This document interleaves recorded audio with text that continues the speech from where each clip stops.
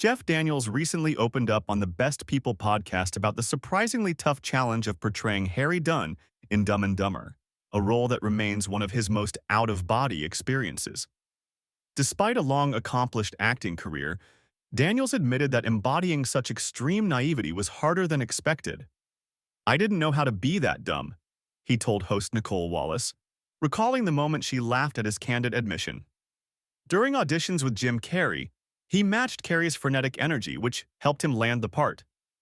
But once filming began in Colorado, Daniels struggled. "They were reading stuff. It wasn't going well, and you could tell," he said.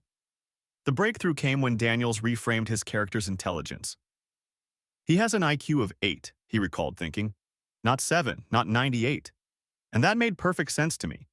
And then I became the puppy on a leash. Jim would lead, there's a vacancy that happens, and then they'd say, 'Cut,' and you'd get your brain back." That insight unlocked the performance that became legendary. Daniels reflected on the film's reception. Initially mixed in 1994, Dumb and Dumber went on to gross $247 million, spawning an animated series, a prequel in 2003, and a sequel in 2014. He praised its timeless appeal, noting its universal resonance. "We knew when we put it out that 12-year-old boys, 13-year-old boys, would think of it as their Citizen Kane. We just weren't prepared for the demo that went from 8 to 80.